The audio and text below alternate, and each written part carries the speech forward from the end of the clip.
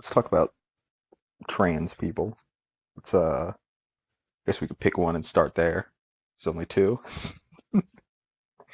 But before we get to that, today's podcast is not brought to you by Gay Towels. Gay Towels. You just call them towels. Very nice. So, trans people. Uh, I mean, we start with the one that I probably could male to female. So that's a man who, at some point in their life, uh, feels dysphoria, um, and then they decide to transition.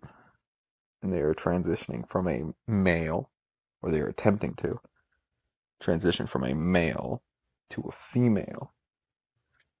And let's just roll it right out. It's not going to happen. Like I get it. Uh, it's just not going to happen. Or at least not now. We might get there at some point in the future, but right now we're with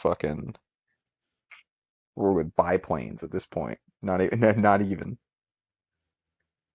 Like we're not up to these nice. There's no 747s of trans people yet. Well, I guess you could look at some people who scratch off bone structure, but you're still working with a lot.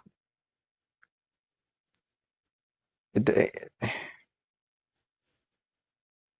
and that's just dysphoric people. I think that there's also people who are, for lack of a better word, retarded. There are some people who are just retarded and they believe that they're trans, and I think they really bog down the efforts there because I doubt that there's many people who feel dysphoria in the same way a trans person would feel dysphoria. It just and oh man, and there's the whole should they be allowed in the military? And it's like so here's how I can postulate it. Is that the right word? So you don't know what okay. This is how I think about it. So somebody wants to serve in the military. There are requirements of them. They have to be physically fit and they have to be sound mind. What else? Oh, and I guess, to break it down, they have a better breakdown. It's people who are deployable and people who are not deployable. All right? There are people who are in the green and there are people who are in the red. And there can be any number of things that could cause that. But specifically for people attempting to transition while in the military, they will always be in the red, or they'll be amber. But even then, and you gotta understand, they the medications that you take on a day-to-day basis are not readily available in certain areas that you are deployed to in the military. So you need 30 days of medication, 90 days of medication for certain deployments, and then you can try and refill at certain areas, right? There's some that if you don't if or the that medication is not available, you are not deployable. And that's how we mark, like that's how we understand in the military like how strong we are, how fast we can move a group of people from one point to another and engage. And there are certain people who can't do that. And so therefore they are not for lack of a better term, they're just not useful to the military. It's not useful to not be able to deploy people. It just isn't. Like, great, we have a bunch of fucking people sitting around doing nothing, and there's enough of that in the military already. And then the second thing of that is things like when people say it's like, well, it's important to, what do they call it? They call it that when affirm, you affirm someone's gender and stuff, right? And they say you have to do that, or it's important to do that, and to give them certain gender affirming care, because if you don't, they'll feel suicidal. And I don't know if you know this either, having suicidal tendencies will also make you not deployable. And they'll be like, there's plenty of people with PTSD who have suicidal. It's like, yeah, they have to get that solved. If they're suicidal in that moment, that has to be solved before you deploy them. So once again, your argument is fucking useless. Like, it makes no fucking sense. There are requirements. You can't be 400 pounds. You can't be 300 pounds. You can be 200. Unless you're like 5 foot, then you can't be 200, because we also have height and weight requirements. And then those start changing because you start injecting chemicals into your body. And granted, I've seen some guys in the military who have probably taken like testosterone or some sort of anabolic. Like that's not unheard of, right? But let's all be honest here. We should be juicing their cereal anyways. You know what I'm saying? I don't know why. I don't know why we're taking the high road in the military and not giving everyone steroids. We should all just be fucking yoked out of our fucking minds. But Randy Savage digests. Digest, but I digest. Most people do. Female to male, I'm kind of down for it. I'm kind of down for them being in. I think uh, I think we should be giving all the females testosterone anyways. That way it's harder for the men to delineate between the women. That way they won't. That's such a stupid one, but can't tell the men and the women apart. But I also think all of our requirements should be the same. Maybe you could have like height and weight based uh, APFTs or ACFT or whatever they're up to now. Well, that's just figuring. I mean, I hate how they all have different names for a physical fitness test. Every military branch has some other fucking random ass ridiculous name. Where was I? Saying give the women testosterone.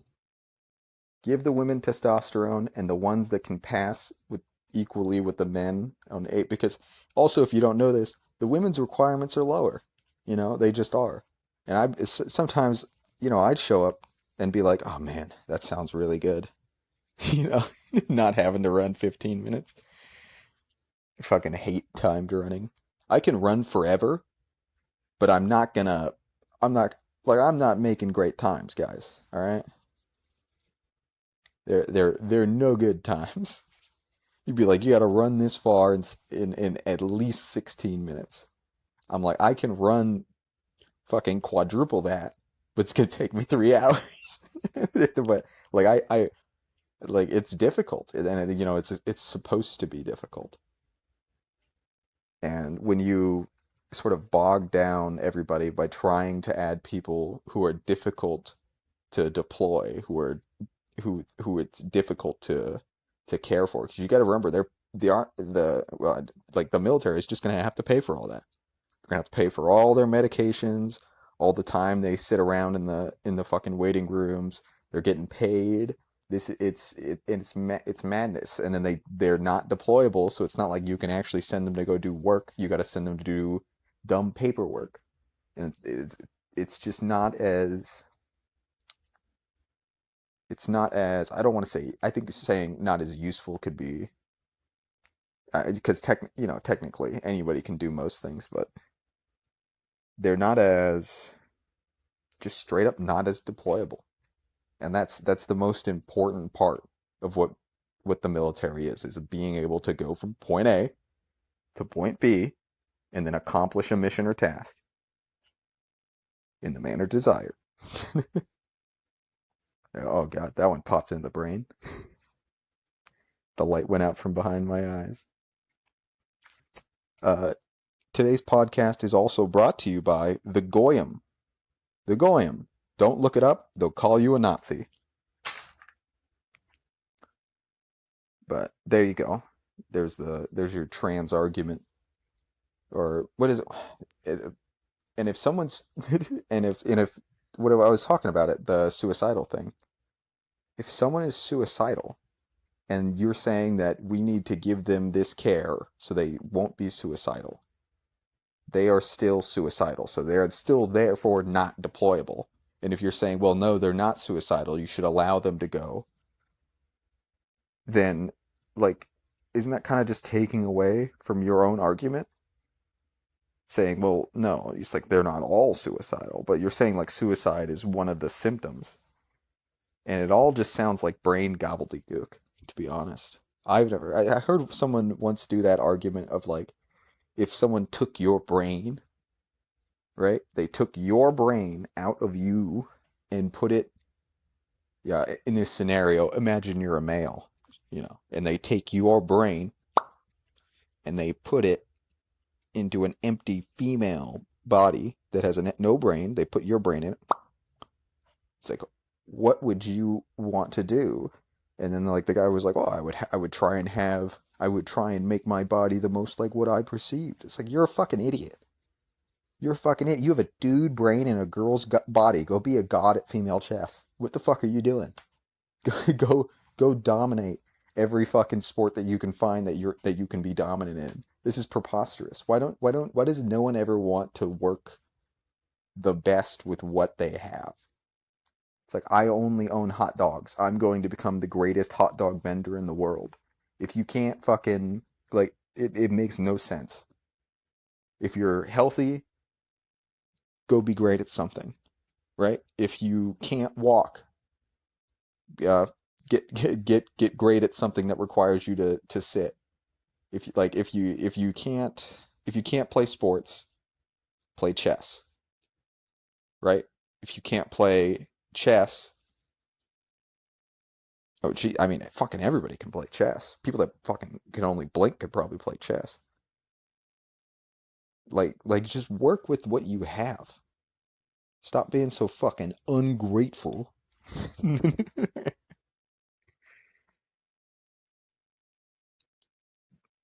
Because man, it's all you fucking got, right? If you're stuck in a girl's body, do the best with what you got. If you're stuck in a guy's body, I mean, you've already won. I've never, there, I've seen so many women say they wish they were men, and the only men that I hear say they wish they were women were gay. So, uh, they were gay or they watched too much porn. Shout out my boy Chris, not Chris Chan. I'm talking the broad from Mr. Beast. That's a weird. That was a new thing I heard of too. Trooning out. That was a funny phrase. It's like I did too much. I trooned out. Sounds like some disease from the Roger Rabbit world. Roger Rabbit 2. Roger Rabbit 2, and it's a bunch of hypno tranny porn. That would be so fucking funny. Oh, jeez. Jessica Rabbit's got a big old dick. Today's podcast has also been brought to you by Mostly Bone Pizza. Mostly Bone Pizza, where our pizza is not boneless.